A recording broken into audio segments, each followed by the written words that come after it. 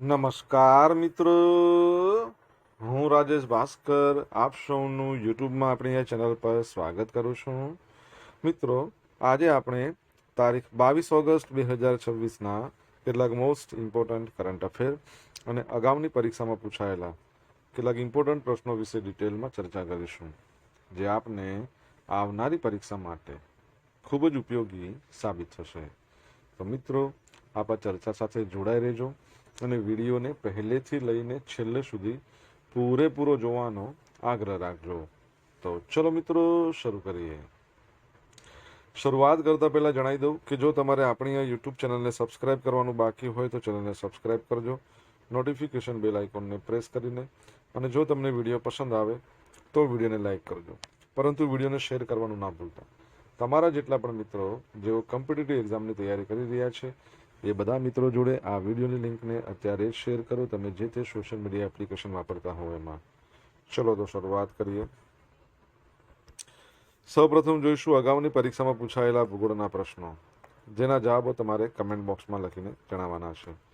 વિડીયોના લાસ્ટમાં જ્યારે હું તમને આ દરેક પ્રશ્નના જવાબ જણાવું ત્યારે તમારે ચેક કરવાનું છે કે તમે આપેલા પ્રશ્નો જવાબમાંથી કેટલા પ્રશ્નો જવાબ સાચા છે, અને જેટલા પણ પ્રશ્નો જવાબ સાચા હોય એનો આંકડો તમારે કમેન્ટમાં લખવાનો છે કે 10માંથી આટલા સાચા છે. ડેઇલી જીકે ટેસ્ટમાં આપણે રોજ 10 પ્રશ્નો પૂછે છે, એમાંથી 5 પ્રશ્નો ભૂગોળના છે, બાકીના જે 5 પ્રશ્નો છે એ ગુજરાતના ઇતિહાસના છે. તો તમે તમારા આન્સર આપવાની છે કમેન્ટ બોક્સમાં, અને હું આજના કરંટ અફેરનો પ્રથમ પ્રશ્ન છે એની શરૂઆત કરું છું. પ્રથમ પ્રશ્ન છે કે સોમાલિયાના દરિયા કિનારે હાઇજેક કરાયેલા MV લુતુફ જહાજ પર કેટલા ભારતીય નાગરિકોને બંધક બનાવવામાં આવ્યા છે? તો જવાબ આવશે 6. કેટલા આવશે? 6. તો 17મી ઓગસ્ટના રોજ સોમાલિયાના ઉત્તર પૂર્વમાં આવેલા પંટલેન્ડના દરિયા કિનારે દરિયાઈ ચાંચિયાઓ, જેમને પાયરેટ્સ કહેવાય છે, એમના દ્વારા કેમરૂનનો ધ્વજ ધરાવતા સામાનવાહક જહાજ MV લુતુફનું અપહરણ કરવામાં આવ્યું છે. આ જહાજ પર બંધક બનાવેલા 10 લોકોમાંથી 6 ભારતીય નાગરિકો છે. જહાજને પંટલેન્ડના આઇલ જિલ્લાના કિનારાથી આશરે 3.5થી 4 નોટિકલ માઇલ દૂર કબજે કરવામાં આવ્યું હતું. બાદમાં દાનગોરોયો જિલ્લાના ગારમાલ નજીક નુગાલ કિનારા તરફ વાળવામાં આવ્યું હતું. બોર્ડ પરના બંદૂકો, કુલ 10 જેટલા બંદૂકોમાં 6 ભારતીયો, 1 તુર્કી, 1 જોર્જિયન, 1 સર્બિયન સુરક્ષા ગાર્ડનો સમાવેશ થાય છે. જહાજની સામગ્રી પોલર મુવમેન્ટ શિપિંગ એની માલિકીનું આ જહાજ મોગાદિશુની અંદર એક લશ્કરી તાલીમ કેન્દ્ર માટે તુર્કીના શસ્ત્રો, સંચાર સાધનો, સેટેલાઇટ સાધનો એ બધું લઈને જઈ રહ્યું હતું. સુરક્ષા કાર્યવાહી: સ્થાનિક સત્તાવાળાએ આ ચાંચા જૂથને 26 એપ્રિલ 2026ના રોજ થયેલા MV સ્વાડ હાઇજેકિંગ સાથે સાંકળે છે. તુર્કીના હેલિકોપ્ટર અને ડ્રોન આ જહાજ તરફ નજર રાખી રહ્યા છે. 18 ઓગસ્ટ 2026ના રોજ જહાજ નજીકના એક ડ્રોન હુમલામાં 4 લોકો માર્યા ગયાના અહેવાલ છે. તમને ખબર છે આના પરથી મને શું યાદ આવ્યું? સી ફેરર, જે નાવિકો હોય ને એ. તો ભારત છે ને એ સી ફેરર્સની અંદર આખા વિશ્વમાં 2nd નંબર પર છે. અહીંયા તમે જોયું કે આપણા નાવિકોમાં 6 તો ભારતીયો છે. અને સી ફેરર્સ ડે ક્યારે મનાવવામાં આવે છે તમને ખબર હોય તો કમેન્ટ બોક્સમાં લખીને જણાવો. દર વર્ષે ધર્મના આધારે હિંસાનો ભોગ બનેલા લોકોના સ્મરણ માટેનો આંતરરાષ્ટ્રીય દિવસ ક્યારે ઉજવવામાં આવે છે? તો 22મી ઓગસ્ટ, એટલે કે આજનો દિવસ.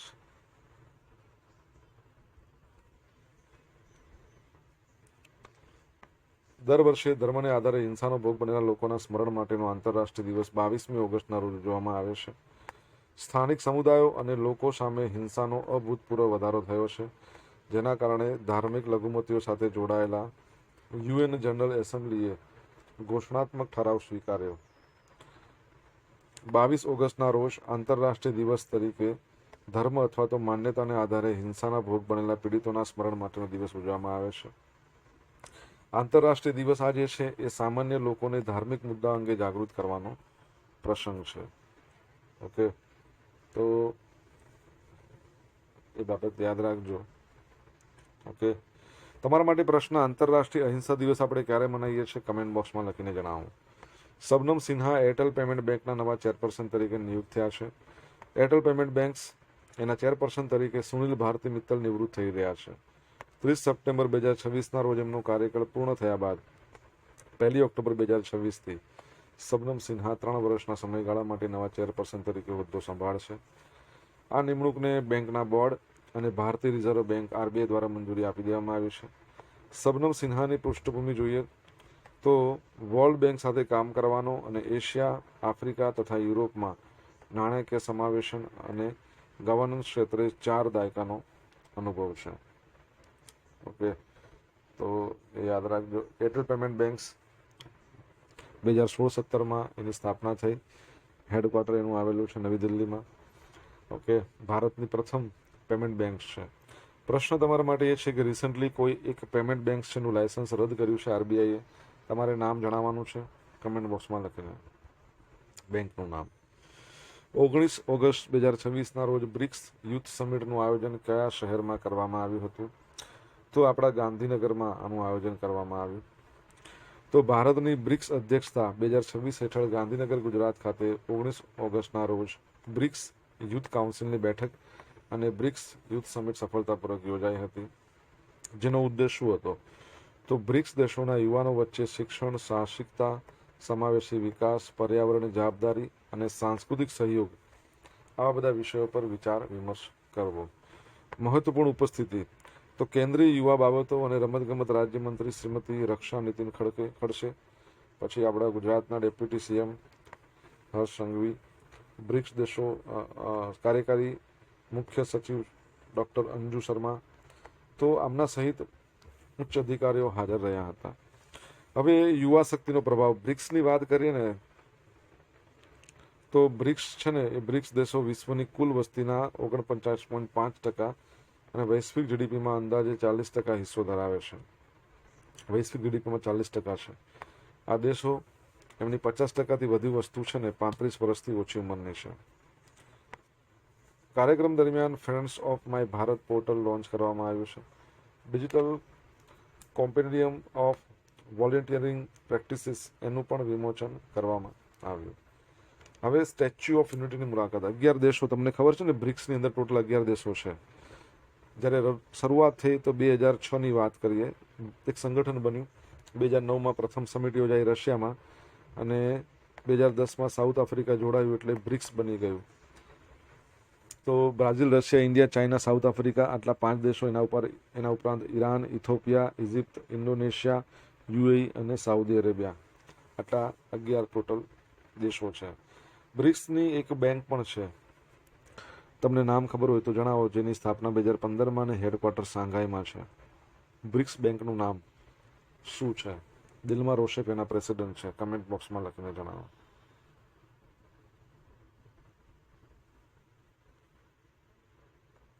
તો 11 દેશોના યુવા પ્રતિનિધિઓ કેવડિયા સ્થિત સ્ટેચ્યુ ઓફ યુનિટી, વિશ્વનું સૌથી ઊંચું સ્ટેચ્યુ 182 મીટરની હાઇટ, એની મુલાકાત લેશે.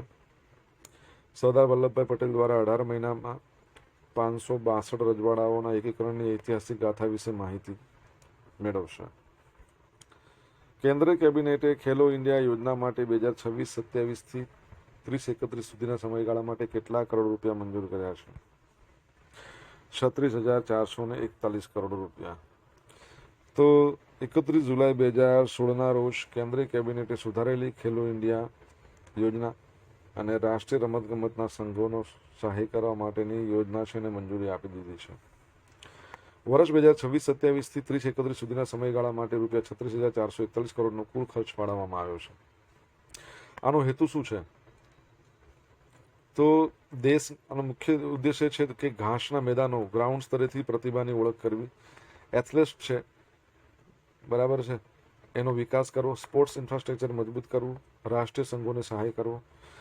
જો અત્યાર સુધીમાં તમે જુઓ તો 7 જેટલી ટોટલ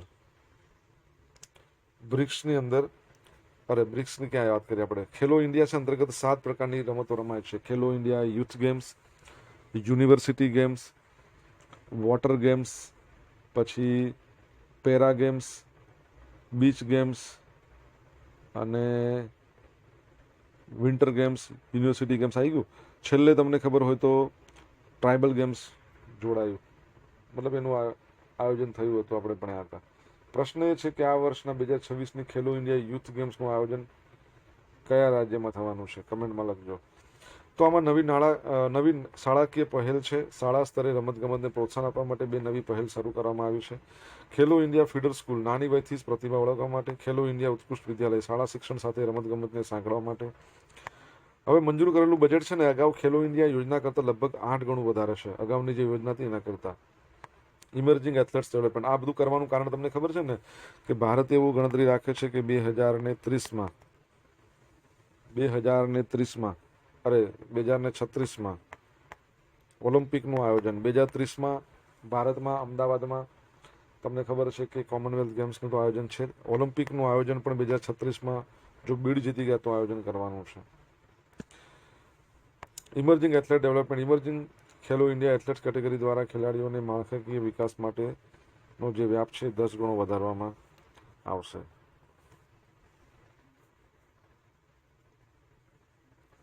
ઇસરોના પૂર્વ અધ્યક્ષ એસ સોમનાથની આરબીઆઈ સેન્ટ્રલ બોર્ડમાં પાર્ટ ટાઈમ ડિરેક્ટર તરીકે નિમણૂક કરવામાં આવી છે.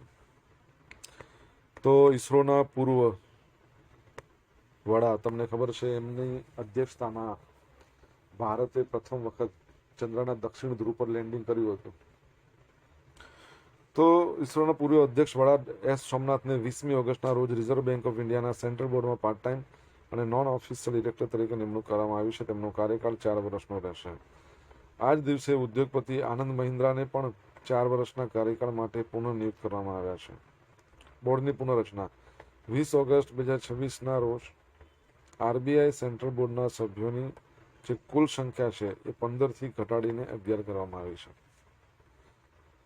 એસ સોમનાથ છે ને ઇસરોના 10મા નંબરના અધ્યક્ષ હતા અને આપણા સ્પેસ ડિપાર્ટમેન્ટના સચિવ પણ રહી ચૂક્યા હતા. Okay, Indian space research organisation 15મી ઓગસ્ટ 1969માં એની સ્થાપના થઈ. હેડક્વાર્ટર એનું બેંગ્લુરુમાં છે. ઓકે, એ પણ યાદ રાખજો. હાલમાં એના અધ્યક્ષ કોણ છે તમારે જણાવવાનું છે કમેન્ટ બોક્સમાં લખીને. સોશિયલ મીડિયાના માધ્યમથી મારી સાથે તમે કનેક્ટ કરી શકો છો. Insta ID rajesh.i.bhaskar, Facebook ID છે આપણું RI ભાસ્કર અને ટેલિગ્રામ ચેનલ છે આપણી રાજેશ ભાસ્કર, જ્યાં તમને ડેલી કરંટ અફેરની પીડીએફ મળશે અને પોલ્સ પણ રમવા મળશે. વર્ષ 2025 માટે કેટલા ખેલાડીઓને અર્જુન એવોર્ડ આપવાની જાહેરાત કરવામાં આવી છે? 17. તો કેન્દ્રીય રમતગમત અને યુવા બાબતોના મંત્રાલય દ્વારા 18મી ઓગસ્ટના રોજ રાષ્ટ્રીય રમતગમત પુરસ્કારની જાહેરાત કરવામાં આવી. ભારતના સુપ્રીમ કોર્ટના જે ભૂતપૂર્વ ન્યાયાધીશ જસ્ટિસ અરુણ કુમાર મિશ્રાની અધ્યક્ષતાવાળી પસંદગી સમિતિની ભલામણને આધારે પુરસ્કારની પસંદગી કરવામાં આવી છે. તો મુખ્ય પુરસ્કારો જોઈ લઈએ, વિજેતાઓ જોઈ લઈએ. મેજર ધ્યાનચંદ ખેલ રત્ન પુરસ્કાર 2025માં આ કેટેગરીમાં કોઈ ખેલાડીની પસંદગી થઈ નથી. અર્જુન એવોર્ડ આંતરરાષ્ટ્રીય સ્તરે સતત શ્રેષ્ઠ પ્રદર્શન માટે ટોટલ 17 ખેલાડીઓને અર્જુન એવોર્ડ માટે પસંદગી. એમાં વિદિત ગુજરાતી, દિવ્યા દેશમુખ, તેજસ્વીન શંકર, ગાયત્રી ગોપીચંદ અને ત્રિષા જોલી, આ બધા ખેલાડીઓનો સમાવેશ થાય છે. અર્જુન એવોર્ડ લાઈફ ટાઈમ રમતગમતમાં જીવનભરના પ્રદાન માટે 1962 એશિયન ગેમ્સ ગોલ્ડ મેડાલિસ્ટ પૂર્વ ભારતીય ફૂટબોલર અરુણા ગયેની એકમાત્ર વિજેતા તરીકે પસંદગી છે. દ્રોણાચાર્ય જે કોચ માટે આપવામાં આવે છે. રેગ્યુલર કેટેગરીમાં પરમવીરસિંહ એથ્લેટિક્સ છે અને છોટેલાલ યાદવ બોક્સિંગમાં, નેહાનંદ કુમાર ચૌહાણ શૂટિંગ માટે. લાઈફ ટાઈમ કેટેગરીમાં છે ધર્મેન્દ્રસિંહ યાદવ બોક્સિંગમાં અને વિજેન્દ્ર કુમાર કુસ્તી. રાષ્ટ્રીય ખેલ પ્રોત્સાહક પુરસ્કાર રમતગમતના પ્રચાર અને વિકાસ માટે પુણે આવેલી છે આર્મી પેરાલિમ્પિક નોડ, તો એની પસંદગી કરવામાં આવી છે. જો અહીંયા 17 જે વાત કરી ને એ 17 લોકોનું આખું લિસ્ટ છે. તો તમને પીડીએફ મળે તો યાદ રાખજો, બરાબર છે, વાંચી લેજો. Okay,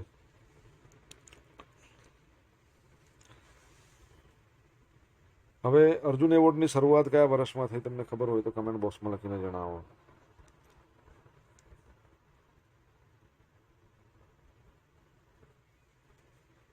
air marshal Sandeep થરેજા DGAFMS તરીકે નિયુક્ત થયા છે. તો એર માર્શલ સંદીપ થરેજા છે 31મી ઓગસ્ટથી ભારતીય સશસ્ત્ર દળોના director general of arm forces medical સર્વિસીસનું પદ સંભાળશે. કોનું સ્થાન લેશે? તો તેઓ surgeon vice admiral Bharti Sarin છે, એમણે નિવૃત્ત થઈ ગયા છે, તો એમને બાદ પદ ગ્રહણ કરશે. ડીજી એ એફએમએસનું મહત્વ. તો આ પદ ભારતીય સશસ્ત્ર દળોનું સર્વોચ્ચ તબીબી પદ છે. કેવું તબીબી પદ છે? જે સંરક્ષણ મંત્રાલય હેઠળ આર્મી, નેવી અને એરફોર્સ એની જે તબીબી સેવાઓ છે એનું સંચાલન કરે છે. મુખ્ય સિદ્ધિઓની વાત કરીએ તો એફએમસી એ પુણેના ભૂતપૂર્વ વિદ્યાર્થી અને એમ્સના ગ્રેજ્યુએટ સંદીપ થરેજા ગગનયાન જે મિશન હતું તો એની તબીબી તૈયારીઓમાં મહત્વની ભૂમિકા એમણે ભજવેલી છે. Air marshal Sandeep Thaneja. જો આપણા ભારતની એરફોર્સ છે ને એના જે ચીફ છે ને એને ઓકે હા એમનું નામ તમારે કહેવાનું છે. શું નામ છે?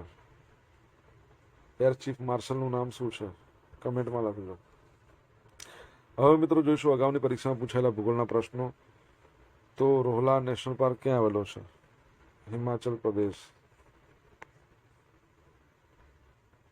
ભારતની સૌથી લાંબી નદી. ભારતની સૌથી લાંબી નદી ગંગા. બનારસ શહેરનું જૂનું નામ કાશી.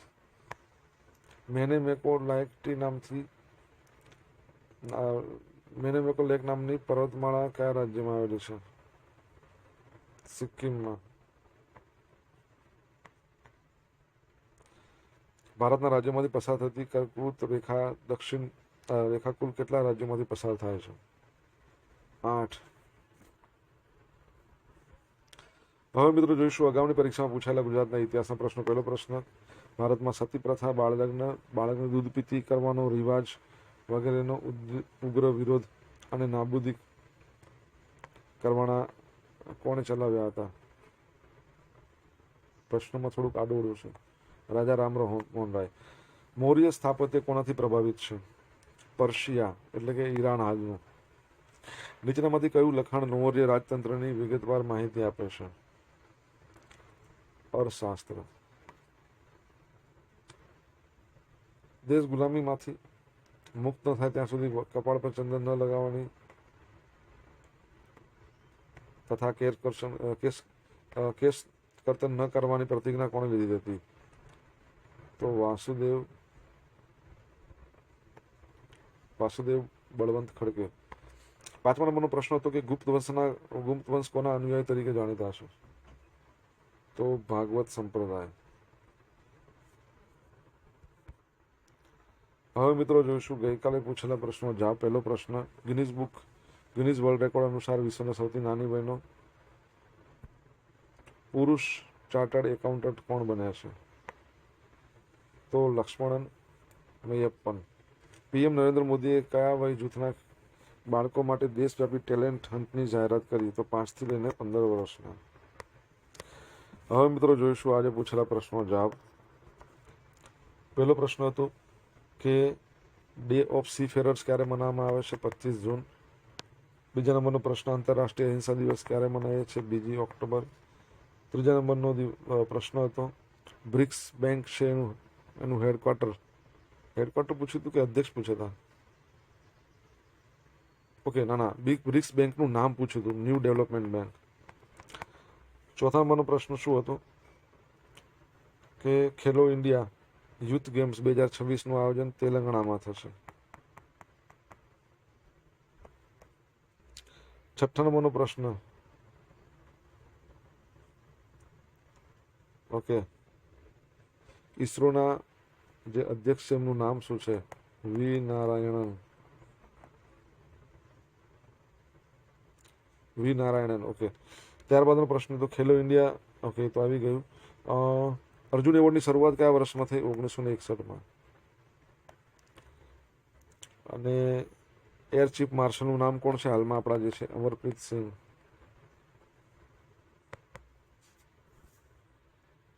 હવે મિત્રો જોશું ગઈકાલે કરંટ અફેરમાંથી પૂછેલા કેટલાક અગત્યના ઇમ્પોર્ટન્ટ પ્રશ્નો જેના જવાબો તમારે કમેન્ટમાં લખવાના. પહેલો પ્રશ્ન, ગુજરાત સરકાર દ્વારા બિન અનામત વર્ગના વિદ્યાર્થીઓ માટે વિદેશમાં અભ્યાસ લોનની વાર્ષિક આવક મર્યાદા વધારીને કેટલી કરી? સેકન્ડ પ્રશ્ન, તમિલનાડુ સરકારે ત્રીજા બાળકના પુનઃજન્મ પર મહિલા સરકારી કર્મચારીઓ માટે પ્રસૂતિની રજાના વધારીને કેટલી કરી છે? જવાબ આવડે તો કમેન્ટ બોક્સમાં લખીને જણાવજો. આ હતા આજના દિવસના કેટલાક મોસ્ટ ઇમ્પોર્ટન્ટ કરંટ અફેર અને અગાઉની પરીક્ષામાં પૂછાયેલા કેટલાક ઇમ્પોર્ટન્ટ પ્રશ્નો એના જવાબોની સાથે. આશા રાખું બધાને ભણવાની મજા આવી હશે. મજા આવી તો વિડીયોને લાઈક કરો, તમારા મિત્રો શેર કરો. બરાબર, ઓકે. આપણી બંને YouTube channel Rajesh Bhaskar subscribe કરો, નોટિફિકેશન બેલ આઇકનને પ્રેસ કરીને. તો મિત્રો thank you so much for watching this video. Have a nice day. જય હિન્દ, જય ભારત, જય જય ગરવી ગુજરાત.